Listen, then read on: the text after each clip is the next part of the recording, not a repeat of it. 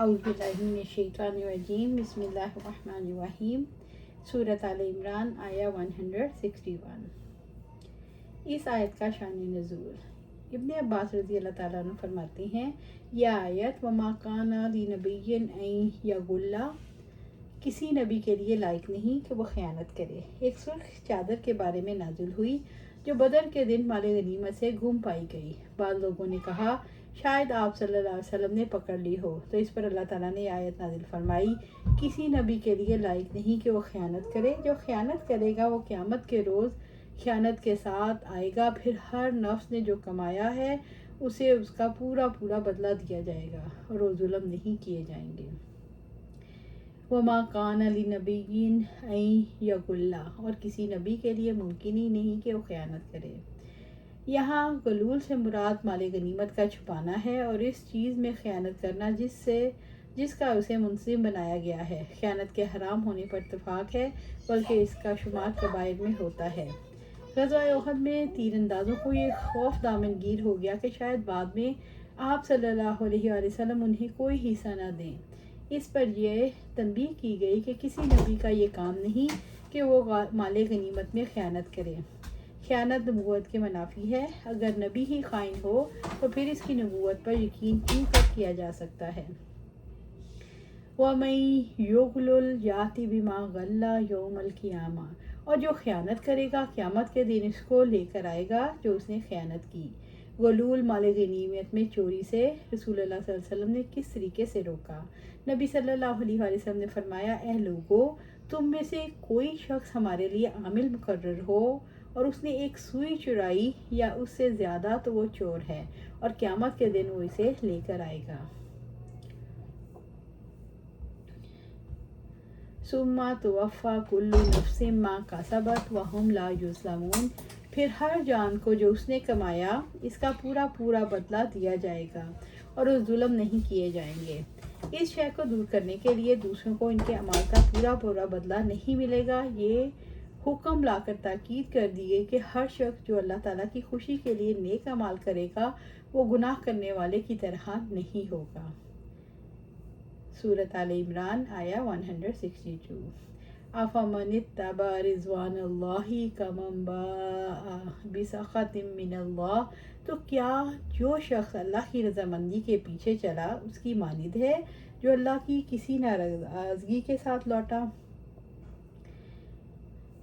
جو شخص اپنے اعمال سے اللہ تعالیٰ کی رضا چاہے گا اس شخص کی طرح نہیں ہو سکتا جو گناہ کر اپنے رب کو ناراض کر لے۔ وما واہ جہنم، اس کا ٹھکانہ تو جہنم ہے۔ اللہ تعالیٰ نے اپنی نافرمانی سے روکنے کے لیے کیا شعور دلایا؟ اس کا ٹھکانہ تو جہنم ہے۔ اللہ تعالیٰ نے نافرمانی سے روکنے کے لیے اس کے انجام یعنی جہنم کے عذاب کا خوف دلایا، اور بہت ہی برا ٹھکانہ ہے۔ سعید بن جبیر رضی اللہ تعالیٰ عنہ کا قول ہے کہ وہ خیانت کرنے والوں کا ٹھکانہ ہے۔ سورۃ آل عمران آیہ 163۔ ہم درجات عند اللہ واللہ بصیر بما یعملون، وہ سب اللہ تعالیٰ کے یہاں ان کے الگ الگ طبقے ہیں اور اللہ تعالیٰ خوب دیکھنے والا ہے اس کو جو وہ کرتے ہیں۔ ان کے درجات مختلف ہیں، اس سے مراد ہے وہ درجات والے ہیں یا ان کے لیے درجات ہیں جو اللہ تعالیٰ کی رضامندی چاہے اور جو اس کو ناراض کرے۔ ان کے درجات ایک جیسے نہیں ہو سکتے۔ اللہ تعالیٰ کی رضا چاہنے والوں کے بلند درجات ہیں اور دوسروں کے اسفل ہیں۔ ہر شخص اپنے حق کے مطابق بلند درجات تک پہنچتا ہے۔ واللہ بصیر بما یعملون، اور اللہ تعالیٰ خوب دیکھنے والا ہے اس کو جو وہ کرتے ہیں۔ اللہ تعالیٰ نے دلوں کے اندر کے ارادوں اور جذبوں کی نگرانی سے اپنے بصیر ہونے کا شعور دلایا۔ اللہ تعالیٰ نے دلوں کے اندر پیدا ہونے والے رضا الہی کے حصول کے ارادے اور اپنے دل کی خوشی کے ارادے کے بارے میں باخبر ہونے سے اپنے بصیر ہونے کا شعور دلایا۔ سورۃ آل عمران آیہ 164۔ لَقَدْ مَنَّ اللَّهُ عَلَى الْمُؤْمِنِينَ إِذْ بَعَثَ فِيهِمْ رَسُولًا مِّنْ أَنفُسِهِمْ، بلا شبہ اللہ تعالیٰ نے ایمان والوں پر یقیناً احسان فرمایا کہ جب انہی میں سے ایک رسول ان میں مبعوث فرمایا۔ رسول اللہ صلی اللہ علیہ وسلم کی بعثت کو اللہ تعالیٰ نے احسان قرار دیا۔ قتادہ کا قول ہے کہ اللہ تعالیٰ نے اس امت کی طرف سے رغبت اور دعا کے بغیر احسان نے عظیم کیا کہ ان کے لیے نبی کو رحمت بنایا جو انہیں اندھیروں سے نکال کر روشنی کی طرف لائے اور انہیں صراط مستقیم کی طرف ہدایت دے۔ اِذْ بَعَثَ فِيهِمْ رَسُولًا مِّنْ أَنفُسِهِمْ، جب انہی میں سے ایک رسول ان میں مبعوث فرمایا۔ اللہ تعالیٰ نے نبی صلی اللہ علیہ وآلہ وسلم کو عربوں میں پیدا کیا۔ یہ عربوں کے لیے بڑے فخر اور شرف کی بات ہے۔ اس لیے ابراہیم علیہ السلام پر فخر کرنا تو یہود، نصارہ اور عرب سبوں میں مشترک تھا، اور یہود و نصارہ موسیٰ، عیسیٰ اور تورات اور انجیل پر فخر کیا کرتے تھے۔ عربوں کے پاس ان کے مقابلے میں فخر کی کوئی بات موجود نہ تھی۔ جب اللہ تعالیٰ نے نبی کریم صلی اللہ علیہ وسلم کو مبعوث کیا اور ان پر قرآن نازل فرمایا تو یہ عربوں کے لیے بڑے شرف کی بات تھی جس میں دوسری قومیں شریک نہ تھیں۔ من انفسہم، انہی میں سے، ان کی جنس میں سے، بنی آدم میں سے اور انہی فرشتوں میں سے نہیں بنایا۔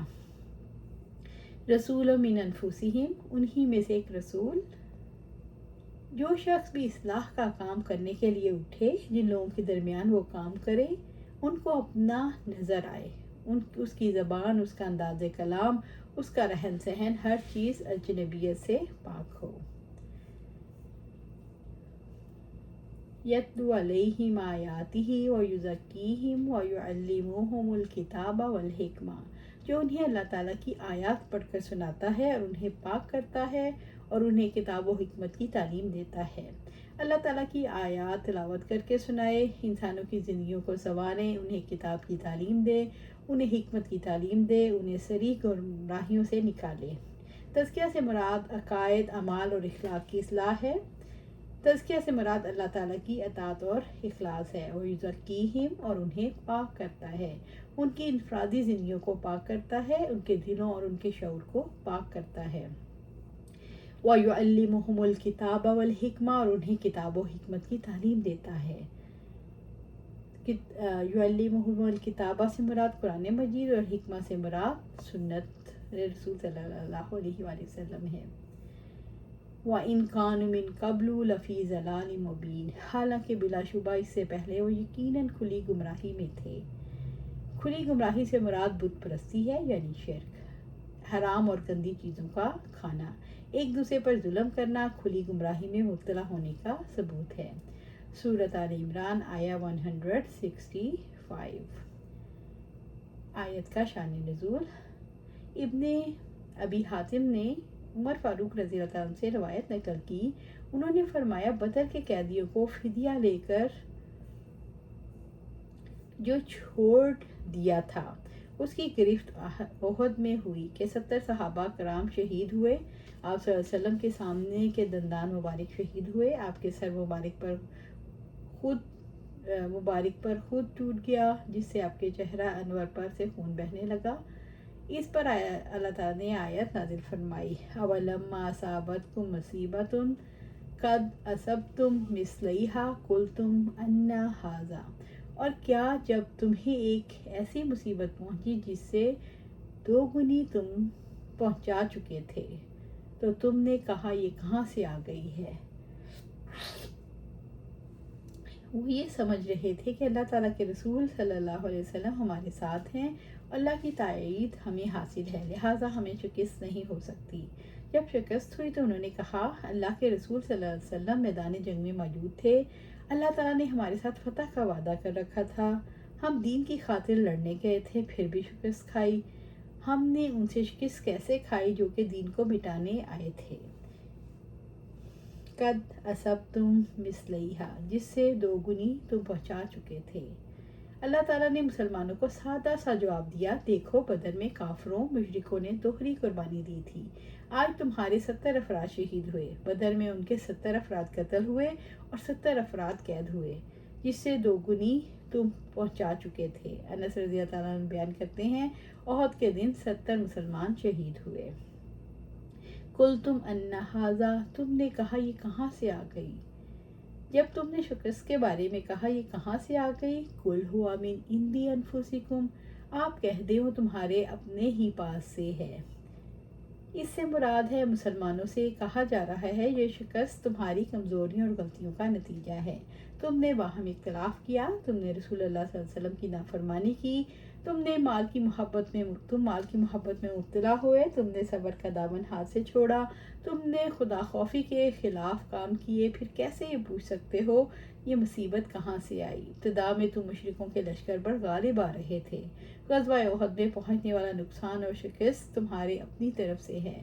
تم نے آپ صلی اللہ علیہ وسلم کے حکم کی عدولی کی، جس کی وجہ سے کافروں کے دستے کو درے پر دوبارہ حملہ کرنے کا موقع مل گیا اور میدان جنگ کا پانسا پلٹ گیا۔ ان اللہ علی کل شیء قدیر، بلا شبہ اللہ تعالیٰ ہر چیز پر پوری طرح قدرت رکھنے والا ہے۔ اللہ تعالیٰ شکست دلوانے کی بھی قدرت رکھتا ہے۔ وہ جو چاہتا ہے فیصلہ کرتا ہے، جو چاہتا ہے کرتا ہے، اس کے فیصلوں کا کوئی پیچھا کرنے والا نہیں۔ اللہ تعالیٰ نے فتح و شکست کے بارے میں اپنے اختیار سے اور احد کے میدان میں فتح کے بعد شکست سے اپنے قدیر ہونے کا شعور دلایا۔ جو چاہے جب چاہے فیصلے کر سکتا ہے اور فیصلوں کو بدل سکتا ہے۔ اللہ سبحانہ تعالیٰ سے دعا ہے ہمیں قرآن و سنت پر عمل کرنے کی توفیق دے، اس پر جمع دے اور جنت الفردوس کے اعلیٰ مقام پر اپنے پاس گھر عطا فرمائے۔ آمین یا رب العالمین۔